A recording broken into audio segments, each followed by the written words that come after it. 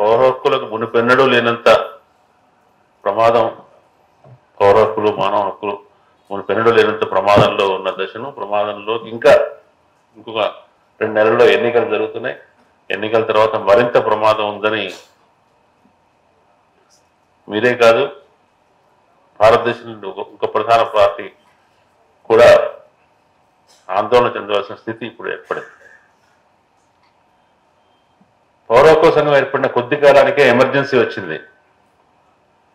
ఎమర్జెన్సీలో అప్పుడు ఇందిరాగాంధీ తాను అనుకున్న ప్రత్యర్థులందరూ ఎవరెవరైతే తనకు ప్రత్యర్థులను అనుకుందో శత్రువులు అనుకుందో అందరినీ నిర్బంధంలోకి తోస్తుంది. అందులో భాగంగా పత్రికా స్వేచ్ఛను కూడా నియంత్రించింది.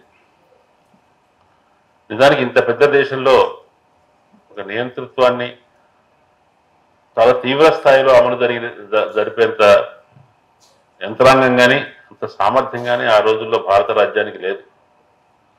కాబట్టి అప్పుడు కూడా కొన్ని ప్రాంతాల్లో కొన్ని దేశాల్లో కొన్ని ప్రాంతాల్లో కొన్ని రాష్ట్రాల్లో ఎమర్జెన్సీ పాక్షికంగా అమలు జరగకపోవటం కూడా జరిగింది.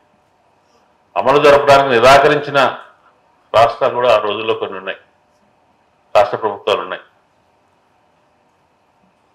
పత్రికా స్వేచ్ఛ మీద చాలా నిర్బంధం ఉన్నప్పటికీ వార్తలు సంపాదకీయాలు ప్రతిదీ కూడా ముందు సెన్సార్ ఆఫీసర్కి చూపించి మాత్రమే ప్రచురించాలనే నియమం ఉన్నప్పటికీ ఆ రోజుల్లో దాన్ని తప్పించుకొని కూడా చాలా ప్రభుత్వ వ్యతిరేక సమాచారం కానీ వ్యాఖ్యలు కానీ పాఠకుల దగ్గరికి వెళ్ళినాయి. అవి కాక అనేక మంది ఇవాళ అధికారంలో ఉన్న ఏదైతే సంఘ పరివారం ఉందో ఆ సంఘ పరివారం కూడా ఆ రోజు నిషేధంలో అజ్ఞాతంలో ఉన్నది. అది పత్రికా స్వేచ్ఛను కోరుకుంటూ రహస్యంగా పత్రికలు పంపిణీ చేసిన అనుభవం కూడా మనకు తెలుసు. కానీ అప్పటికి ఇప్పటికీ ఏంటి తేడా అంటే ఏ రకంగానూ ఎమర్జెన్సీని ఇప్పుడున్న స్థితితో పోల్చలేము అన్నామంటే ఎమర్జెన్సీ అనేది నీ పోరాటం కానీ దాన్ని సమర్థించడం కానీ చరిత్రలో అది నిర్వహించిన దుర్మార్గమైన పాత్రని తక్కువ చేయటం కానీ కాదు. ఒక మిత్రుడు అన్నట్టు ఒక వ్యక్తి నియంతృత్వానికి ఒక భావధోరణి యొక్క నియంతృత్వానికి ఒక పెత్తందారితనానికి ఒక ఫ్యాసిజానికి ఎంత తేడా ఉందో అప్పటిదానికి ఇప్పటిదానికి కూడా అంత తేడా ఉంది. అప్పటిలాగా ఇప్పుడు సామూహికంగా సార్వజనికంగా అందరినీ నిర్బంధంలోకి తోయకపోవచ్చు, కానీ ఇప్పుడు అప్పటికంటే ఎక్కువ మంది ఇప్పుడు నిర్బంధాన్ని ఫీల్ అవుతున్నారు, నిర్బంధం యొక్క వేడిని అనుభవిస్తున్నారు, కాకను అనుభవిస్తున్నారు. అప్పటిలాగా పత్రికలు ఏమి రాయాలో ఏమి రాయకూడదో ముందే మాకు చూపించి అచ్చువేయాలి అనే నిబంధన ఇప్పుడు లేదు. కానీ ఇప్పటికే వాళ్ళు న్యూస్ రూమ్లన్నీ కూడా వాళ్ళ చేతుల్లోకి వెళ్ళిపోయాయి. ఆ నియంతృత్వం అమలు జరిగే విధానం చాలా చాలా తీవ్రమైంది, చాలా కొత్తది, మనకు అనుభవంలో లేనిది కూడా. అప్పుడు ఇందిరాయే ఇండియా, ఇండియాయే ఇందిరా అని డీకే బారువా అనే అతను అన్నాడు కానీ ఇందిరాయే ఇండియా కాదు. అప్పుడు ఆ మాట అన్నందుకే చాలా ఇట్లా అంటున్నాడు ఏంటని మనం అనుకున్నాం. కానీ ఇప్పుడు మోడీయే ఇండియా, ఇందాక శర్వాణి గారు చెప్పినట్టు మోదీయే ఇండియా, ఇండియాయే మోదీ, హిందూయే ఇండియా, హిందూయే మోదీ, ఏదైనా సరే అది జరిగిపోయింది. కాబట్టి అప్పుడు నియంతృత్వం ఒక నమూనా, ఒక శాంపుల్ మాత్రమే. ఇప్పుడున్న నియంతృత్వం అనేది చాలా సీరియస్. ఇది మన జీవితాన్ని తీవ్రంగా ప్రభావితం చేయబోతుంది. ఇందాక అధ్యక్షులు మాట్లాడుతూ తెలుగు రాష్ట్రాల్లో పత్రికల పరిస్థితి గురించి చెప్పారు. దానికి కూడా చెప్తాను. తెలుగు రాష్ట్రాల్లో పత్రికల పరిస్థితికి ఇప్పుడు దేశవ్యాప్తంగా ఉన్న పత్రికల పరిస్థితికి కూడా ఒక తేడా ఉంది. తెలుగు రాష్ట్రాల్లో పత్రికలు ఒక హీన సంస్కృతి, అంటే మొత్తంగా సమాజంలోనూ రాజకీయాల్లోనూ ఒక రకంగా పత్రికా రంగంలోనూ ఒక డీజనరేషన్ అయితే వచ్చిందో ఆ డీజనరేషన్స్ నుంచి జరుగుతున్నటువంటి నిర్బంధం, పరస్పర ఆరోపణలు, భాషలోను వ్యక్తీకరణలోను ఒకరినొకరు అదుపు చేసుకోవడంలోనూ ఉన్నటువంటి ఒక క్షీణ సంస్కృతి మనం చూస్తున్నాం. ఆ క్షీణ సంస్కృతిలో భాగంగా తమకు నచ్చని, తమకు వ్యతిరేకంగా వార్తలు రాస్తున్నారనుకునే వాళ్ళు సభలో ఒక ఫోటోగ్రాఫర్ కనిపించినా అతని మీద దాడి చేయడం దగ్గర నుంచి మొదలుపెట్టుకుని ఒక లించింగ్, మూక దాడి లాంటి చేయటం మొదలుపెట్టుకుని పత్రికలు అడ్వర్టైజ్మెంట్లు ఇవ్వకపోవటం, రోడ్డు మీదనే కొన్ని చోట్ల కొన్ని ఉదాహరణలు కూడా ఆంధ్రప్రదేశ్ జరిగినాయి, బుల్డోజర్లు కూడా ప్రయోగించడం, ఇవన్నీ జరిగినాయి. జరిగినప్పటికీ ఇవాళ మనం ఏదైతే ఫాసిస్ట్ నేపథ్యంలో మాట్లాడుకుంటున్నామో పత్రికా స్వేచ్ఛ అనేది, దాంతో పోల్చినప్పుడు తెలుగు రాష్ట్రాల్లో జరుగుతున్నది అంత ఆందోళన చెందవలసిందేమీ కాదు. అది ఓవరాల్ డీజనరేషన్లో భాగం. ఆ డీజనరేషన్ కూడా మనకు ఆందోళన కలిగించవలసిన విషయమే. కానీ ఇప్పుడు ప్రజాస్వామ్య వ్యవస్థలకే ప్రమాదం ఏర్పడిన, ప్రజాస్వామ్య వ్యవస్థలకే మౌలికంగా ఒక థ్రెట్ ఉన్న సమయంలో మనం అంతకంటే పెద్ద విషయాల గురించి మాట్లాడుకోవాలి అనిపిస్తుంది. నిజమే,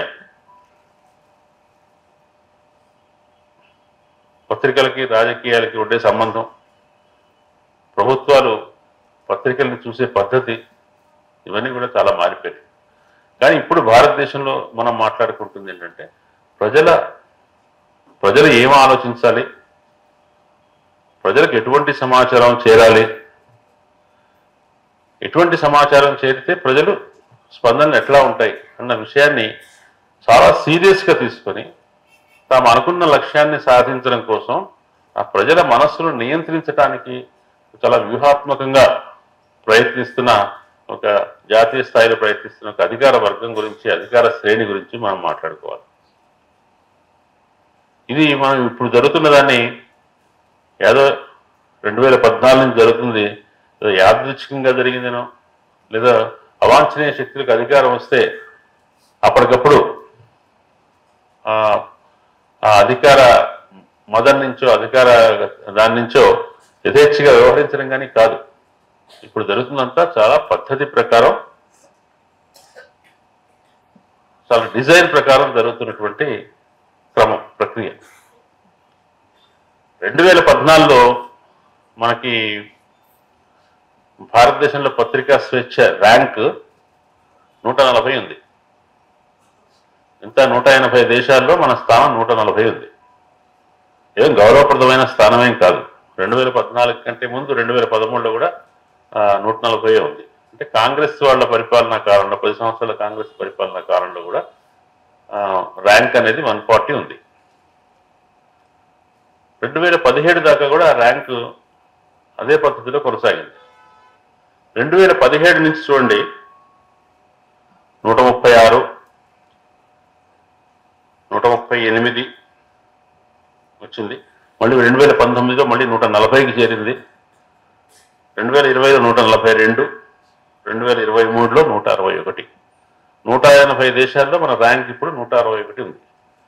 మొదటి 4-5 సంవత్సరాల్లో పత్రికా స్వేచ్ఛ మీద, అంటే ఈ ర్యాంకింగ్ అనేది ఇతర దేశాల్లో ఉన్న స్థితిగతులతో పోల్చి చేసే ర్యాంకింగ్ కాబట్టి ప్రపంచవ్యాప్తంగా కూడా ఎట్లా ఉన్నాయి పరిస్థితులు దాన్ని బట్టి ఆధారపడి ఉంటుంది. కానీ మోడీ ప్రభుత్వాన్ని మాత్రమే చూస్తే 2019 నుంచి మొదలు పెడితే ఈ 5 సంవత్సరాల కాలంలో చాలా తీవ్రమైన పత్రికా స్వేచ్ఛ తీవ్రమైన ప్రమాదంలో ఉన్నది. ఆఖరికి బంగ్లాదేశ్ కంటే, ఆఫ్ఘనిస్తాన్ కంటే కూడా భారతదేశంలో పత్రికా స్వేచ్ఛ తక్కువగా ఉంది.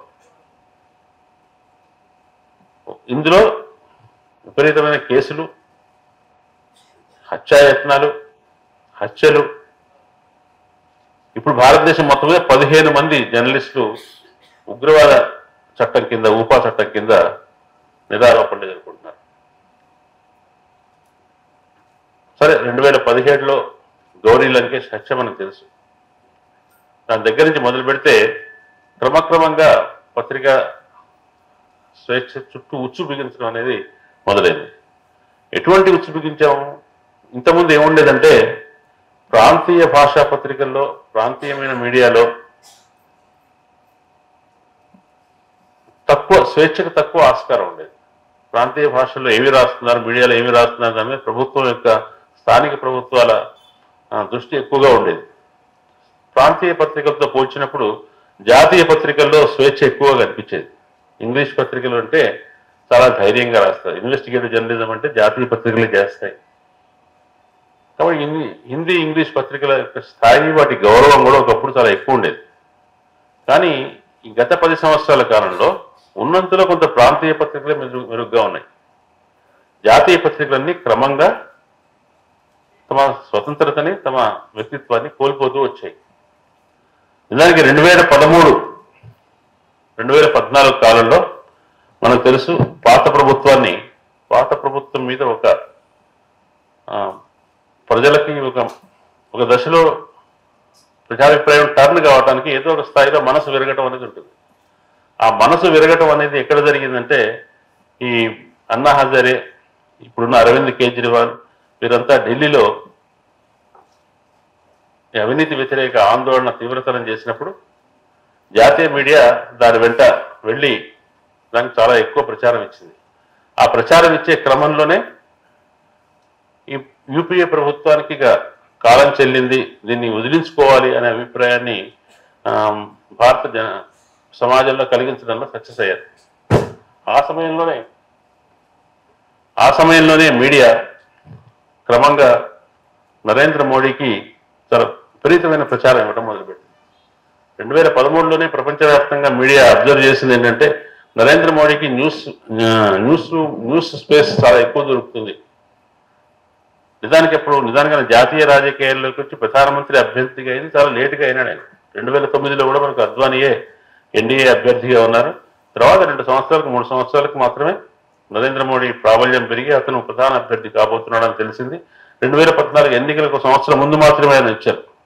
అప్పుడే క్రమంగా ఆయనకు అనుకూలంగా ఉన్న కార్పొరేట్లు మొత్తం ఆయనకున్న వ్యూహవర్గం ఏదైతే వ్యూహ రచన బృందం ఏదైతే వాళ్ళందరూ కలిసి క్రమంగా మీడియాను తమ చేతుల్లో పెట్టుకొని 2013-14లో మీడియా ద్వారా నరేంద్ర మోడీకి ప్రాచుర్యం కల్పించారు.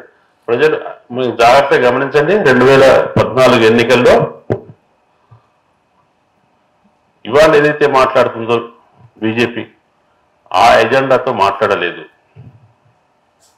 తన మతత్వ ఎజెండాను చాలా మరుగుపరిచి చాలా అప్రధానం చేసి అచ్చే దిన్ అనే స్లోగన్తో మొదలైంది. అచ్చే దిన్ మొదలైతే యూపీఏ ప్రభుత్వంలో ఉండే అవినీతి, ఇంకోటి వాళ్ళు ఏమన్నారు పాలసీ పెరాలసిస్ అన్నారు, విధాన వైకల్యం, ఇటువంటి వాటి నుంచి విముక్తి కావాలి, వీటి నుంచి మంచి రోజులు రావాలి అనే స్లోగన్తో ఎక్కడ మతత్వ ఛాయలు ఓవర్ డోస్ కాకుండా ఆ ప్రచారం జరిగింది. మీడియా నరేంద్ర మోడీ అధికారంలోకి రావడానికి చాలా పెద్ద పాత్ర పోషించింది. 2014లో అధికారంలోకి వచ్చిన వెంటనే జరిగింది ఏమిటి? కేవలం అధికారంలోకి రావటానికి మాత్రమే కాదు, అధికారంలో కొనసాగటానికి తమ అనుకున్న లక్ష్యాన్ని నెరవేరటానికి కూడా న్యూస్ స్పేస్ అనేది చాలా అవసరం. న్యూస్ స్పేస్ మీద కంట్రోల్ చాలా అవసరం. అందువల్ల ముందు తమకు ఇష్టం లేని, అంటే ఎవరైతే సెక్యులర్, లిబరల్, సెంట్రిస్ట్గా ఉండి ప్రోగ్రెసివ్గా ఆలోచించి బీజేపీ పట్ల అయిష్టంగా ఉండేవాళ్ళు ఎవరైతే ఉంటారో ఆ జర్నలిస్టులను ఐసోలేట్ చేసి వాళ్ళని ప్రధానమైన స్థానం నుంచి తప్పించడం. మీకు తెలుసు రాజ్దీప్ సర్దేశాయ్ CNN 18 నుంచి ఎట్లా వైదొలగవలసి వచ్చిందో. తర్వాత ఆయన అమెరికాలో నరేంద్ర మోడీ పర్యటనకు వెళ్ళినప్పుడు అమెరికాలో ఎట్లా నరేంద్ర మోడీ అభిమానులు ఆయన మీద దాడి చేసినంత పనిచేశారు. అది మొట్టమొదటి హెచ్చరిక. తర్వాత CNN 18ని అంబానీలు కొనుక్కున్నారు. అంబానీ చేతిలోకి వెళ్ళిపోయింది. కేవలం అప్పుడు రాజ్దీప్ సర్దేశాయ్ మళ్ళీ ఇండియా టుడే అని ఒక తటస్థంగా, ఆ రోజుల్లో తటస్థంగా ఉండినటువంటి మీడియా హౌస్లోకి పునరావాసం పొందవలసి వచ్చింది. దాని దగ్గర నుంచి మొదలుపెట్టి మీడియాలో ఎవరైతే మత్స్యవాదంగా ఉంటారో, రైటిస్ట్ వైపు మొగ్గకుండా ఉంటారో, కొంచెం వామపక్ష ప్రగతిశీల మత్స్యవాదంగా ఉంటారో అటువంటి జర్నలిస్టులందరినీ వాళ్ళను డీలెజిటిమైజ్ చేయటం, వాళ్ళ మీద ఉన్న విశ్వాసాన్ని ప్రజల్లో తగ్గించడం మొదలుపెట్టింది. క్యాంపెయిన్ మొదలుపెట్టారు. చాలా తీవ్రంగా ఉండి ప్రభుత్వానికి వ్యతిరేకంగా మాట్లాడి లౌకిక ఆదర్శాల గురించి, ప్రోగ్రెసివ్ ఆదర్శాల గురించి గట్టిగా కమిట్మెంట్తో ఉన్నటువంటి వాళ్లకు ఒక శిక్షగా, ఒక నమూనా శిక్షగా గౌరీ లంకేష్ హత్య జరిగింది. దాని తర్వాత మీకు తెలుసు ఎన్డీటీవీ మీద ఎట్లా చేశారో, ఎన్డీటీవీని మొత్తం ఇట్లా కార్పొరేట్ హోస్టైల్ టేక్ ఓవర్ చేయడంలో ఎటువంటి వ్యూహం పాటించారు. ఇది క్రమంగా ఈ జాతీయ మీడియాలో ముఖ్యమైన ఇంగ్లీషు, హిందీ పత్రికలని, తర్వాత న్యూస్ ఛానల్స్ని అన్నింటినీ టేక్ ఓవర్ చేయడం. ఇప్పుడు చూస్తే మీకు ఎక్కడ ఒక్క ఛానల్లో కూడా మీకు ప్రతి మోడీ మాట్లాడుతుంటే ప్రతి ఛానల్లోనూ మోడీ మాట్లాడుతుంటారు. ఇప్పుడు కూడా 24 గంటలు మోడీ భజన జరుగుతూ ఉంటుంది. ఇంకొక స్పేస్ అవకాశం లేదు. వాళ్ళకి పత్రికా స్వేచ్ఛ మీద నిర్బంధం విధించడం అనేది కేవలం నిర్బంధ విధానాల ద్వారా, అరెస్టుల ద్వారా, కేసుల ద్వారా చేయటం మాత్రమే కాదు. న్యూస్ రూమ్ను ఆక్రమించుకోవడం, కోటను లోపల నుంచి పట్టుకోవడం, న్యూస్ ఛానల్స్ ని మొత్తం న్యూస్ వార్తా ప్రచార సాధనాలన్నింటినీ కూడా దాన్ని లోపల నుంచి పట్టుకుని స్వాధీనం చేసుకోవడం మొదలుపెట్టారు. ఎందుకంటే ఏ ఒక్క వార్తా సంస్థకు కానీ, వార్తా ఛానళ్ళకు కానీ, వార్తా పత్రిక కానీ ఇది సత్యాన్ని చెబుతుంది, ఇది రిలయబుల్ అవుతాం అనేది అది బాగా ప్రాచుర్యంలో ఉన్న ఏ శాసనానికి కూడా అటువంటి విశ్వసనీయత ఉండకూడదు. అప్పటికి మన జాతీయ ఇంగ్లీష్ పత్రికా రంగంలో, ఇంగ్లీష్ ప్రసార రంగంలో ఎక్కువ విశ్వసనీయత కలిగిన ఎన్డీటీవీని రంగం నుంచి తొలగించడానికి జరిగిన ప్రయత్నం మనకు తెలుసు. ఇవాళది క్రమంగా ఆ రోజున మొదట్లో స్వాధీనం చేసుకున్న కొత్తలో కొంచెం తటస్థంగానే ఉంటామన్నట్టుగా చెప్పినప్పటికీ ఇప్పుడు ఎన్నికల ముందు ఎన్డీటీవీని చూస్తే అది పూర్తి మళ్ళీ ఔరేక్ బార్ మోడీ సర్కార్ అనే నినాదానికి అనుగుణంగానే తన ప్రచారాన్ని కొనసాగిస్తుంది. ఎందుకు ఇప్పుడు ఏ దానికి విశ్వసనీయత లేకపోతే, న్యూస్ ఛానల్ అన్న దానికి విశ్వసనీయత లేకపోతే సమాజం ఏమవుతుంది? ప్రజలు దేని మీద ఆధారపడాలి? వాళ్ళనేది ఈ పత్రికల మీద, వేటి మీద కూడా ఈ ప్రభుత్వానికి నిజానికి పెద్ద గౌరవం లేదు. ఎవరైతే జనబాహుళ్యం ఉన్నారో, అసంఖ్యాక జనం ఉన్నారో, ఆ జనం సోషల్ మీడియా ద్వారానే ప్రభావితం అవుతారని, సోషల్ మీడియాకి మాత్రమే ఎక్కువ స్పందిస్తారని ఈ ప్రభుత్వానికి తెలుసు. అక్కడ ఇంకా 2013 నుంచి కూడా తన సోషల్ మీడియా సైన్యాన్ని బీజేపీ వారి అనుబంధ సంస్థలు పెంచుకుంటూ వచ్చాయి. ఈ సామాజిక మాధ్యమాల్లో ఏం చేస్తారు? ఇవాళ ఎవరైనా సరే హేతుబద్ధంగా ఆలోచిస్తే వాళ్ళు మత వ్యతిరేకులుగా చిత్రిస్తారు. చరిత్రకు సంబంధించిన నిష్పాక్షికమైన ఆర్గ్యుమెంట్స్ని ముందుకు పెడితే వీళ్ళు ముస్లిం అనుకూల చరిత్రకారుల మనస్తత్వంలో ఉన్నారని చెప్తారు. ఎవరైనా గట్టి ప్రభుత్వ వ్యతిరేకతతో మాట్లాడితే వీళ్ళు విదేశీ ఏజెంట్లని చెప్తారు. ఇంకా మనకు వాళ్ళ రాత మీద కానీ, వాళ్ళ ప్రతిష్ట మీద కానీ ఏమైనా ఇంకా నమ్మకం ఉంటే వాళ్ళు అవినీతి పరులని కూడా చెప్తారు. పోయిన సంవత్సరం న్యూస్ క్లిక్ వార్తా సంస్థ మీద దాడి చేసినప్పుడు నిజానికి ఆ వార్తా సంస్థ ఫాలోయింగ్ చాలా తక్కువ, 1,00,000 మందికి మించి వాళ్ళకు ఫాలోవర్స్ కూడా లేరు. కానీ అప్పటికే నరేంద్ర మోడీ ఖజానాలో CNN 18 దగ్గర నుంచి, ఎన్డీటీవీ దగ్గర నుంచి కొన్ని కోట్లాది మిలియన్ల వ్యూలను, వీక్షకులని సంపాదించుకుని ఉన్నాడు. అయినప్పటికీ న్యూస్ క్లిక్ మీద ఎందుకు దాడి చేశారంటే, న్యూస్ క్లిక్ ఉన్నటువంటి చిన్న సంస్థ అయినప్పటికీ దానికి ఉన్న విశ్వసనీయత, డిజిటల్ మీడియాలో ఉన్న చిన్న సంస్థలను కూడా ఒక గుణపాఠం నేర్పించాలని ఒక హెచ్చరిక ఇవ్వాలన్న ఉద్దేశంతో ప్రబీర్ పుర్కాయస్తన్ మీద దాడి చేసి, అతని మీద ఉన్న ఆరోపణ ఏమిటి? అతను మనీ లాండరింగ్ చేశాడని ఒకటి. అతనికి డబ్బు సహాయం చేసేవాళ్ళు చైనాకు అనుకూలుడు కాబట్టి, అనుకూలుడు అనేది ఒకటి. చైనాకు అనుకూల రాజకీయ వాదనలను మన మీడియాలో ప్రచారం చేయడానికి ఒక మధ్యవర్తి డబ్బు ఖర్చు పెడుతున్నాడు. అతని దగ్గర నుంచి ఈ న్యూస్ క్లిక్ సంస్థ ధనం తీసుకుంది. అంటే పత్రికల వాళ్ళ మీద, మీడియా మీద, ఈవెన్ ఎన్డీటీవీ కూడా ఈడీ అభియోగాలు చాలా ఉన్నాయి. ఎక్కడైతే విశ్వసనీయత అధికంగా ఉంటుందో, ఆ విశ్వసనీయత అధికంగా ఉన్న చోటన వారి విశ్వసనీయతను వారి దగ్గర నుంచి తీసేసుకోవడానికి, కబళించడానికి, వాళ్ళని విశ్వసనీయులు కాని వాళ్ళుగా మార్చడానికి చేసే ప్రయత్నాల్లో వాళ్ళు విదేశీయులకు పనిచేస్తున్నారని, వాళ్ళు ధనం అక్రమ మార్గాల ద్వారా డబ్బును పొందుతున్నారు, లేదా డబ్బును అక్రమ మార్గాల ద్వారా చేరవేస్తున్నారు. ఇటువంటి ఆరోపణలు చేయటం అనేది ఇంకొకటి. ఈ రెండు చేయటం ద్వారా ఇప్పుడు ఎవరి మీద కూడా ప్రజలు ఎవరిని నమ్మటానికి, సోషల్ మీడియాలోకి వెళ్తే మీకు బర్కాదత్ అనే వ్యక్తి వేసిన పోస్ట్ కింద ఉన్నటువంటి కామెంట్స్ చూడండి, అన్నీ ఆమెను దూషిస్తూ ఉంటాయి. రానా అయ్యూబ్ అనే జర్నలిస్టు ఏదైనా ఒక పోస్ట్ పెడితే ఆ పోస్ట్ కింద వచ్చే కామెంట్స్ అన్ని చూడండి, ఆమెను రకరకాలుగా బూతులతో తిడుతూ ఉంటారు. ఆమెకు నిజానికి వీళ్ళందరినీ డబ్బు తీసుకుని పనిచేసే వాళ్ళని, డబ్బు తీసుకుని దేశానికి వ్యతిరేకంగా రాస్తూ ఉంటారని, ఇటువంటి అన్నిటికంటే ఏంటంటే ప్రబీర్ పుర్కాయస్తా ఇప్పటికీ జైల్లోనే ఉన్నారు.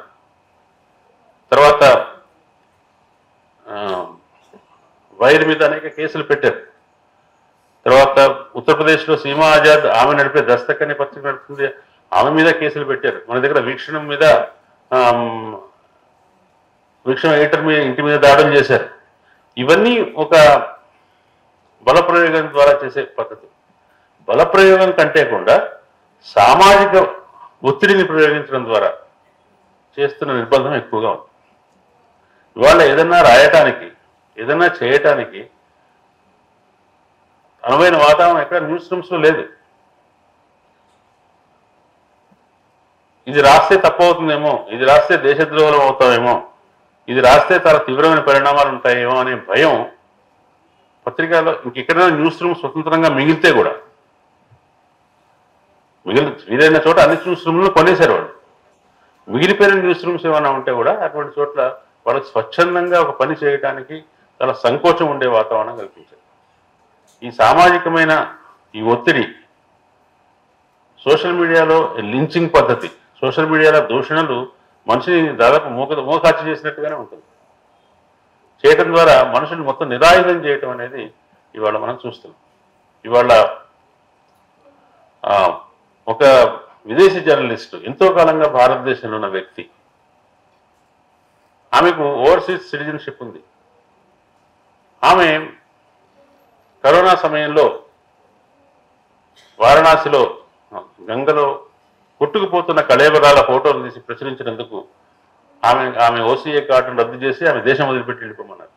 ఇవాళ భారతదేశంలో పనిచేస్తున్న విదేశీ జర్నలిస్టులందరూ ఈ దేశంలో మనం ఇంకేమీ చేయలేము, ఈ దేశంలో మనం ఎటువంటి కవరేజ్ చేయలేము, మనం వెళ్ళిపోవడమే మంచిది, ఇక్కడ మనకు భవిష్యత్తు లేదు అనే నిర్ధారణకు వచ్చారు. ఇవన్నీ కలిసి విదేశాల్లో ఎటువంటి ప్రభావాన్ని కలిగిస్తున్నాయి, విదేశాల్లో భారతదేశం గురించి ఎటువంటి ఇంప్రెషన్ ఇస్తున్నాయి, విదేశాల్లో వచ్చే ఇంప్రెషన్ కూడా భయపడే పరిస్థితిలో ఈ ప్రభుత్వం లేదు. మొన్న జార్ఖండ్లో ఒక స్త్రీని, ఒక విదేశీ స్త్రీని 7 స్థానిక యువకులు రేప్ చేసినప్పుడు నిజానికి అది చాలా దేశానికి చాలా అప్రతిష్ట కలిగించిన విషయం. అమ్మాయి అనేక దేశాలు తిరిగి వచ్చింది, ఆఫ్ఘనిస్తాన్, ఇరాన్ అటువంటి దేశాలన్నీ తిరిగి వచ్చింది. ఎక్కడా జరగదు, భారతదేశంలో తక్కిన అన్ని చోట్ల తిరిగి వచ్చింది, సురక్షితంగా ఉంది. కానీ జార్ఖండ్లో ఆమెకు అనుభవం ఎదురైతే దాని గురించి సామాజిక మాధ్యమాల్లో చర్చ జరుగుతుంటే భారతదేశంలో స్త్రీలకు భద్రత ఉందని చెప్పలేము, ముఖ్యంగా విదేశీ మహిళలకు అసలే భద్రత లేదు అని ఒకళ్ళు రాస్తే ఈ దేశ మహిళా కమిషన్ చైర్మన్ ఏమంటుంది? మీరు భారతదేశాన్ని ప్రపంచం దృష్టిలో చులకన చేస్తున్నారు, పలసన చేస్తున్నారు, అప్రతిష్ట పాలు చేస్తున్నారు. మీకు ఏమైనా కంప్లైంట్ ఉంటే పోలీసులకు చెప్పండి తప్ప పేపర్లో ఎందుకు వేస్తారు? అంటే భారతదేశం గురించి ఒక వాస్తవమైన పిక్చర్ బయట ప్రపంచానికి వస్తే కూడా దాని పట్ల కూడా ఏమీ బెరుకు కానీ ఏమీ లేకుండా ఎవరైతే ఆ పిక్చర్ ప్రజెంట్ చేస్తున్నారో వాళ్ళనే నిర్ణయించే పరిస్థితిలో ఉంది. కాబట్టి ఇవాళ బయట మానవ హక్కుల గురించి మాకు అమిత్ షా ఏమన్నారు? మానవ హక్కుల గురించి భారతదేశానికి చెప్తారా? ప్రపంచానికే ప్రజాస్వామ్యం అంటే ఏంటో చెప్పిన దేశం భారతదేశం. మానవ హక్కుల గురించి మనమే ప్రపంచానికి చెప్పగలం, మన దేశంలో ఉన్నట్టుగా మానవ హక్కులు ఇంకెక్కడ ఉన్నాయి అని ఎదురుదాడి చేస్తారు. మీకు తెలుసు, ఈ అమృత కాలంలో హక్కులు ఉండవు, అన్ని కర్తవ్యాలే ఉంటాయని చెప్పారు మోడీ. 2022 నుంచి 47 దాకా మనం కర్తవ్యాలతో ఉంటాం.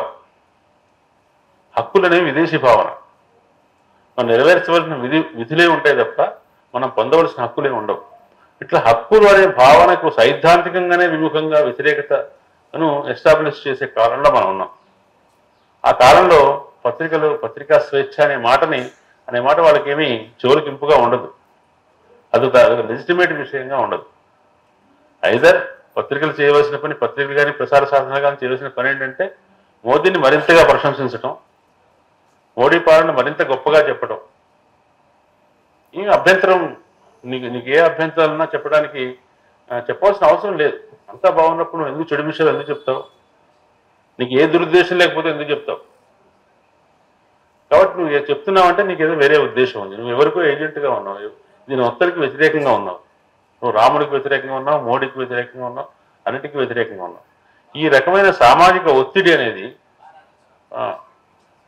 పాత్రికేయ రంగంలో కూడా ఇవాళ ఉన్నది. కాబట్టి పత్రికా స్వేచ్ఛ గురించి మాట్లాడేటప్పుడు మనం ఇవాళ కేవలం ఒక రాజ్యాంగంలో మనకు ప్రసాదించిన హక్కుల గురించి, పత్రికా చట్టాల గురించి, స్వేచ్ఛను కాపాడే చట్టాల గురించి, వాటి గురించి మాత్రమే ఆ నేపథ్యంలో మాత్రమే అర్థం చేసుకుంటే, ఆ నేపథ్యంలో మాత్రమే మనం ఒక ఆ ఫ్రేమ్వర్క్ లో అర్థం చేసుకుంటే పూర్తిగా చేసుకోలేము అనిపిస్తుంది. ఎందుకంటే ఫాసిజం అనేది ఖచ్చితంగా ఒక పాయింట్ 24లో వస్తుంది, 29లో వస్తుంది, 30లో వస్తుంది. ఫాసిజం అనేది ఒక ప్రక్రియ, క్రమంగా 14 నుంచి మొదలైంది. అనేక ఫాసిస్ట్ అనుభవాల నుండా మనం ప్రయాణిస్తున్నాం. ఈ ప్రయాణంలో ముందు ముందు ఏం జరుగుతుంది? క్యాపిటలిస్ట్ ప్రపంచం నుంచి కూడా వస్తున్న విమర్శ మీరు చూడండి. ఆ విమర్శ కూడా ఇక్కడ పనిచేయట్లేదు. అంటే మతత్వం అనేది ఎంత బలమైపోయిందంటే అది కార్పొరేట్లను కూడా అధిగమించి వారిని కూడా అదుపులో పెట్టుకోగలిగిన స్థాయికి వెళ్తాం. క్యాపిటలిస్ట్ వరల్డ్ నుంచి వస్తున్న విమర్శ ఏంటంటే, మీ దేశంలో సత్యం ఏంటో తెలియకపోతే మా ఇన్వెస్టర్ల ప్రయోజనాలు ఎట్లా నెరవేరుతాయని అడుగుతున్నారు. మీ దేశంలో ఆర్థికంగా అక్రమాలు జరుగుతున్నాయి, మీ ప్రభుత్వం కొందరికి అనుకూలంగా ఉంటుంది, పక్షపాతంగా నిర్ణయాలు తీసుకుంటుంది, కొందరి రుణాలు రద్దు చేస్తుంది, కొందరికి రుణాలు ఇస్తుంది, కొందరికి నిరాకరిస్తుంది. ఇటువంటి ఒక పక్షపాత వాతావరణం ఉంది. దీనికి సంబంధించిన వాస్తవాలు ఏంటో మాకు తెలియకపోతే మీ దేశంలో పెట్టుబడి పెట్టాలో పెట్టకూడదో మాకు ఎట్లా తెలుస్తుంది?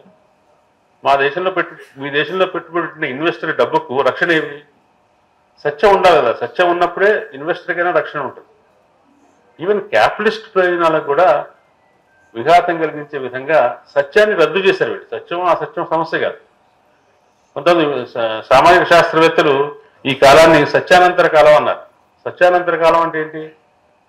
ఒక విషయం వాస్తవమా కాదా అనే దాంతో నిమిత్తం లేదు, నువ్వేమనుకుంటున్నావు అనే సమస్య. నువ్వు ఏ విషయాన్ని విశ్వసిస్తున్నావు, ఆ విశ్వాసం ఆధారంగానే సత్యం అనేది నిర్ణయం అవుతుంది.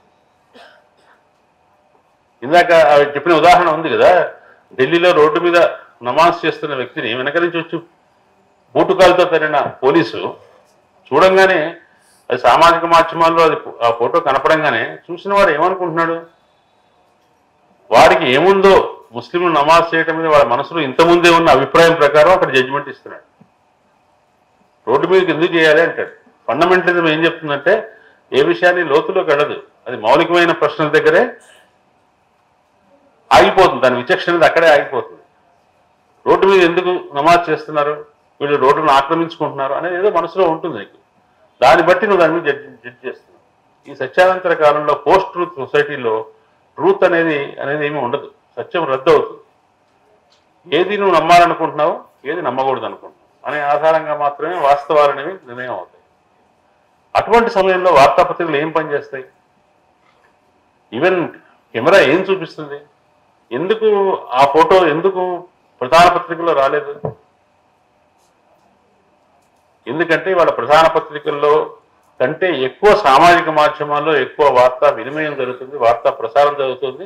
ప్రజల మనసులు, ఆలోచించే పద్ధతులు రూపొందుతున్నాయి ఎక్కువగా సామాజిక మాధ్యమాలు. ఆ సామాజిక మాధ్యమాలను పూర్తిగా ఉపయోగించుకోవడంలో సంఘ పరివారం పూర్తిగా విజయవంతమైంది. తర్వాత సహజంగానే సోషల్ మీడియాలో ఉండే కొంత డెమోక్రటిక్ నేచర్ వల్ల అంటే ఎవరైనా కూడా తమ ఒక ఛానల్ పెట్టుకోవచ్చు, తన చిన్న డిజిటల్ పేపర్ పెట్టుకోవచ్చు, సోషల్ మీడియా ద్వారా, ట్విట్టర్ ద్వారా తన అభిప్రాయాలు వ్యక్తం చేయొచ్చు. ఇలాంటి ప్రజాస్వామిక లక్షణం వల్ల భిన్నాభిప్రాయాలు కూడా సామాజిక మీడియాలో బలంగా వస్తున్నందువల్ల ఆ సామాజిక మాధ్యమాన్ని కూడా నియంత్రించే చట్టాలు తీసుకొస్తున్నారు. డిజిటల్ మీడియా యాక్ట్ 2021 వచ్చిన యాక్ట్ ఉంది కదా, ఆ యాక్ట్లో దాని నియంత్రణ కూడా జరుగుతుంది.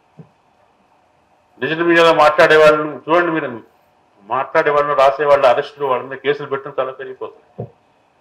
తర్వాత ముఖ్యంగా చరిత్ర గురించి, వర్తమానం గురించి, అనేక సామాజిక అంశాల గురించి అనేక అవాస్తవాలతో వచ్చిన పోస్టులు ఫేస్బుక్లోనూ, ట్విట్టర్లోనూ వీటిలో చాలా విపరీతంగా వస్తున్నాయి. వాటి కోసం కొంతమంది ఆ ఫేక్ న్యూస్ని, వాటిలోని సత్యాన్ని చెప్పడం కోసం ప్రత్యేకంగా పోటీ సైట్స్ నడుపుతున్నారు, ఫ్యాక్ట్ చెక్ సైట్స్ నడుపుతున్నారు.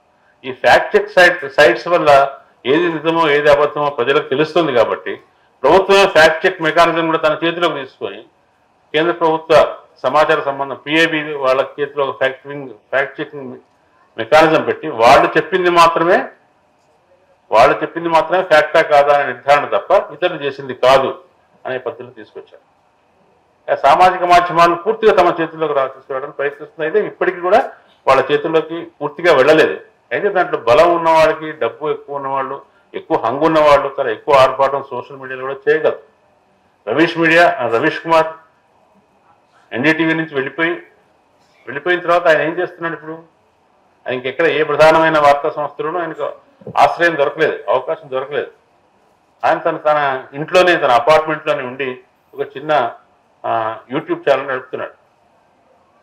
అది ఎప్పుడైనా ఆ యూట్యూబ్ ఛానల్ని తీసేయచ్చని, ఎప్పుడైనా తను అరెస్ట్ చేయొచ్చని ఆయన భయం ఇంకా ఉంది. ఆయన ఢిల్లీ దాటి బయటికి రావట్లేదు. ఆ భయం అనేది ఆయనంత ధైర్యశాలికే అది కొనసాగించగలుగుతానా లేదా అనే ఒక భయం ఉంది. ఈ స్వచ్ఛందంగా మన లోపల నుంచి కలిగించే భయం, ఒకళ్ళని శిక్షించడం వల్ల 100 మందికి కలిగే భయం, అసలు నేను నిజం రాస్తే ఆ నిజం నెగ్గుతుందా, నిజం నెగ్గకపోగా ఆ నిజం సంబంధించిన వాస్తవాలు జనాలకు తెలియకపోగా నేనే ఒక ప్రజాద్రోహిగా, దేశద్రోహిగా, మతద్రోహిగా ముద్రపడిపోతానా అనే ఒక వాతావరణం దేశంలో ఇప్పుడు చాలా బలంగా ఉంది. దీన్ని ఫ్యాసిజం అనేది ఎప్పుడు కూడా ప్రభుత్వ యంత్రాంగం ద్వారా, భద్రతా దళాల ద్వారా, బలప్రయోగం ద్వారా మాత్రమే అమలు జరిగేది కాదు. మోకదారులు అనేవి మనం చూస్తున్న వాళ్ళే, మన చుట్టూ ఉన్న వాళ్ళే. ఒక సంఘటన చూస్తూ వాళ్ళు కూడా దాంట్లో పాత్ర వహిస్తారు. మన చుట్టూ సంఘమే ఒక సాయుధ బలంగా పనిచేస్తుంది వాళ్ళకి.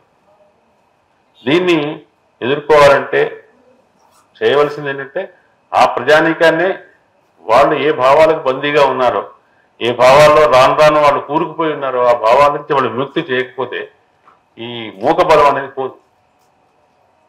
ఇప్పుడు మీడియా కూడా భయపడుతుంది. నల్ల చట్టాల కంటే కూడా ఎక్కువగా మూకలకే భయపడుతుంది. మూకలకే భయపడే రోజులు వచ్చినాయి. కాబట్టి పత్రికా స్వేచ్ఛ, ఫ్యాసిస్ట్ ప్రమాదం మరింతగా పెరుగుతున్న కాలంలో పత్రికా స్వేచ్ఛను నిర్వచించుకోవడం చాలా కష్టం.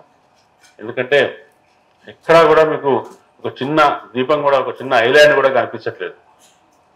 వ్యక్తులు కనిపిస్తున్నారు, చాలా చిన్న ప్రయత్నాలు కనిపిస్తున్నాయి. వైర్ లాంటి, తర్వాత క్వింట్ లాంటి అటువంటి కొన్ని వెబ్సైట్స్ కనిపిస్తున్నాయి. క్యారవాన్ లాంటి పత్రికలు కనిపిస్తున్నాయి.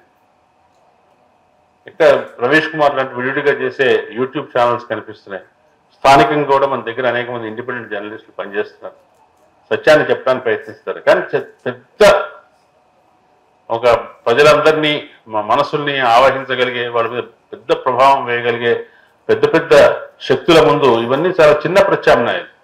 కానీ ఇవి అనేకం ఉన్నాయి. ఈ అనేక ప్రత్యామ్నాయాలన్నీ కలిస్తే పెద్దదాన్ని ఎంతో కొంత నిలవరించగలిగే అవకాశం ఉంటుంది. ప్రజల్ని, వాళ్ళను అమితంగా ప్రభావితం చేస్తున్న, వాళ్ళని కట్టడి చేస్తున్న, వాళ్ళు కట్టిపడేస్తున్నటువంటి భావజాలం నుంచి విముక్తిని చేయడానికి ప్రయత్నించే ఎఫర్ట్స్ చాలా జరగవలసి ఉంది. ఇవాళ పత్రికా స్వేచ్ఛకు ప్రమాదం మూకలుగా మారుతున్న ప్రజల నుంచి ఉంది. ప్రభుత్వం నుంచి ఎంత ఉందో మూకలుగా మారుతున్న ప్రజల నుంచి ఉంది. ప్రజల్ని మూకలుగా మార్చకుండా మనం ఏం చేయగలం అనేది దానికి పరిష్కారం.